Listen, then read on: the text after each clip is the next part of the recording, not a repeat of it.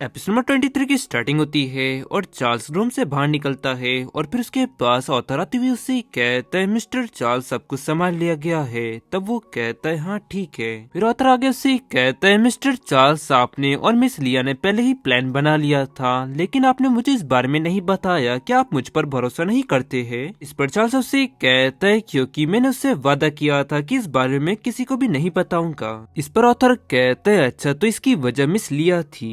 और आगे मन में कहता है एक मिनट रुको, इससे पहले मिस्टर चार्ल्स ने तो किसी की भी बात नहीं मानी, लेकिन दिन ब दिन मिस लिया के प्रति उनका बर्ताव बदलते जा रहा है। और फिर चार्ल्स उससे कहता है ऑथर तैयारी करो, हमें वापस वेस्ट जाना है। उसकी ये बातें सुनो ऑथर हैरानी से कहता है क्या वेस्ट में वापस जाना है, लेकिन 3 दिनों में तो रॉयल बॉल शुरू होने वाला है।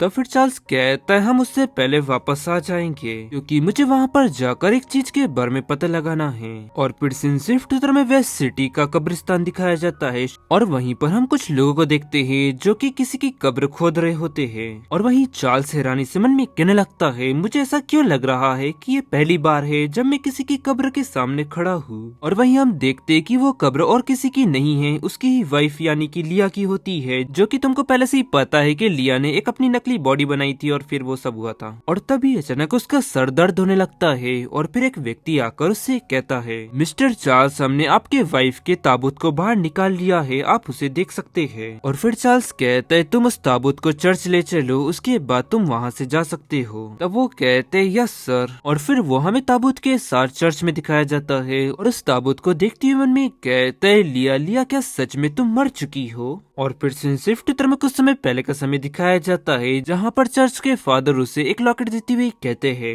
ये पेंडेंट तुम जैसे ही उसके शरीर के पास ले जाओगे तुम्हें उसकी मूल स्थिति के बारे में पता चलेगा। फिर चार्ल्स हैरानी से उनसे कहता है अगर मान लो कि शरीर को बदल दिया गया हो या फिर शरीर पर जादू किया गया हो तो क्या उसके बारे में भी पता चल जाएगा। वो कहते हाँ बिल्कुल। फिर चार्ल्स उनसे कहता है आपका बहुत बहुत शुक्रिया फादर। फिर उसके फादर कहते यू आर वेलकम, अगर वैसे चार्ल्स तुम नहीं होते तो शायद बहुत साल पहले ही मैं कैपिटल सिटी में मारा गया होता, और आपको इसके अलावा और कुछ चाहिए हो तो आप मुझसे बेझिझक कह सकते हो। फिर चार्ल्स आगे उनसे कहता है मैं ये जानना चाहता हूँ कि कोई जादू की मदद से ऐसा हो सकता है कि किसी अजनबी व्यक्ति के साथ उसे ऐसा लगने लगे कि मैं इसे पहले से ही जानता हूँ। फिर फादर उसे कहते चार्ल्स तुम इससे पहले ये बताओ क्या तुम ये मानते हो कि इस दुनिया में आत्माएं रहती है। मेरा ये मानना है कि कुछ रिश्ते आत्मा में इतनी गहराई से अंकित हो जाते हैं कि उन्हें मिटाया नहीं जा सकता, और इसीलिए यादें और भावनाओं के बिना भी जब कोई पर्सन उनके पास आता है तो इस पर आपकी आत्मा रिएक्ट करती है।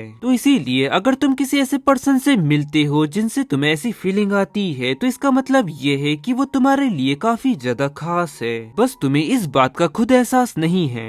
और फिर हमें प्रेजेंट का समय दिखाया जाता है जहाँ पर वो कब्र को छूते हुए कहता है क्या आत्मा की छोड़ी गई छाप, क्या सचमुच ऐसा कोई चीज होती है, और मुझे उसके साथ बिताया गया हर दिन याद है, लेकिन मुझे अपने दिल में कुछ भी महसूस क्यों नहीं होता, और वो यादें बस यादें है। और क्या किसी और पर्सन को खुद के लिए काफी ज्यादा इम्पोर्टेंट माना जा सकता है, और क्या मैंने वास्तव में कभी ऐसी फीलिंग महसूस की थी। और फिर वो कब्र ओपन करता है जहाँ पर वो लिया की बॉडी देखता है, तभी अचानक उसको कुछ होने लगता है, और फिर वही वो लॉकेट बाहर निकाल कर उसकी बॉडी पर रखता है और वो देखता है और चौंकते हुए कहता है क्या इस लाश को जादू की मदद से बनाया गया है। तो यानी कि इसका मतलब ये है कि लिया की डेथ नहीं हुई है, वो वास्तव में अभी भी जिंदा है और वो और कोई नहीं लिया ही है। और तभी चार्ल्स का वो सिंबल एक्टिव हो जाता है जो कि उसके अंकल ने उसको दिया था, और इसकी मदद से वो कांपने लगता है और उसका सिर काफी जोर से दर्द होने लगता है। और आगे वो कहते हैं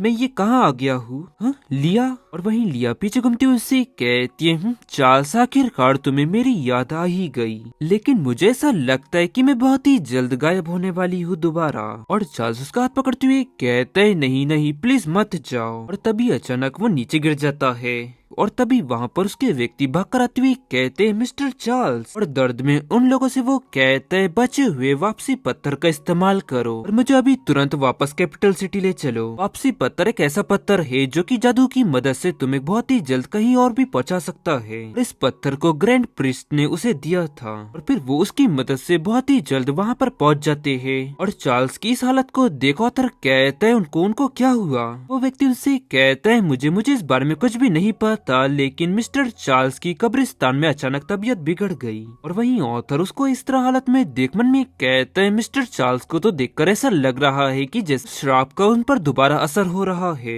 लेकिन अभी तक समय नहीं आया है। और आगे ऑथर उन लोगों से कहते हैं आज जो कुछ भी हुआ है इस बारे में तुम किसी से भी कुछ मत कहना, नहीं तो तुम में से कोई भी जिंदा नहीं बचेगा। वो लोग डरते हुए कहते हाँ ठीक है। और फिर ऑथर चार्ल्स को अंदर ले जाता है और उससे कहते हैं मिस्टर चार्ल्स अब आप कैसा महसूस कर रहे हो। तब वो इस पर उससे कहता है अब बस तुम यहाँ से जा सकते हो, तुम बस मुझे अकेला छोड़ दो। तो वो कहता है लेकिन, तब वो कहता है जाओ तुम यहाँ से। और ये कहकर वो अपने रूम में चले जाता है और फिर ऑथर के पास लिया आती है और कहती है ऑथर मैं तुमसे ये पूछना चाहती थी कि क्या मिस्टर चार्ल्स वापस आ चुके हैं। अब इस पर वो उससे कहते हैं हाँ मिस लिया।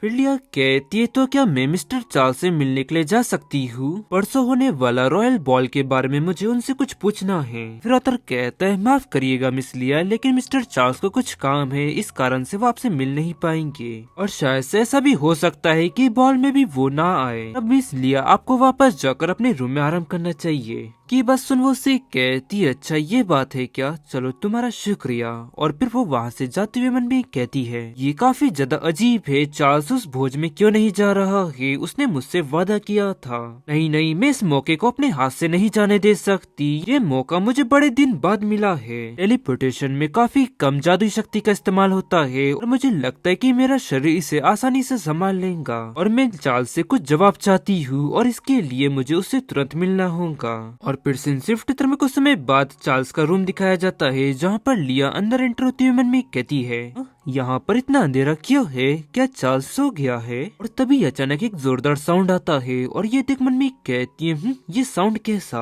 और वही अंदर साइड हम देखते हैं कि चार्ल्स ने कांच तोड़ दिया होता है। फिर उसकी नजर लिया पे पड़ती है और तभी अचानक उसका सर बहुत ही तेजी से दर्द होने लगता है और वो आगे बढ़ती हुई कहती है चार्ल्स क्या हुआ। तभी वो कहता है रुक जाओ, तुम मुझे अकेला छोड़ दो और चली जाओ यहाँ से। और वहीं उसको इस हालत में देख लिया चिंता करते हुए मन में कहती है वो बाहर गया था, आखिरकार बाहर उसके साथ आखिरकार ऐसा हुआ क्या जो उसकी ऐसी हालत हो गई है। और तभी चार्ल्स नीचे गिर जाता है और वो आगे बढ़ती हुई कहती है चार्ल्स तुम क्या ठीक हो। और लिया चार्ल्स के उसी सिंबल पर हाथ रख देती है और फिर वो अपना हाथ उठाती है और हम देखते हैं कि उस सिंबल थोड़ा फिक्का हो चुका होता है और उससे कहती है तुम यहाँ बैठकर आराम करो और मैं जाकर ऑथर और नेट्स को बुलाती हूँ। तब वो इस पर कहता है नहीं इसकी कोई जरूरत नहीं है। और फिर वो उससे कहती है तुम बस यहाँ बिस्तर पर आराम करो, मैं जाकर मदद लेकर आती हूँ, तुम बस यहाँ पर आराम करो और अब मैं जा रही हूँ। तब वो कहता है नहीं और उसे अपने पास खींच लेता है और कहता है प्लीज तुम मत जाओ। और उसको ऐसा करता देख वो चिल्लाती हुई कहती है मिस्टर चार्ल्स प्लीज आप मुझे छोड़ दीजिए। तब वो कहता है नहीं। और गाइस इसी के साथ ये एपिसोड यहाँ एंड होता है। पसंद आया तो लाइक एंड सब्सक्राइब जरूर करें। मिलता है आपको जल्दी नेक्स्ट एपिसोड में।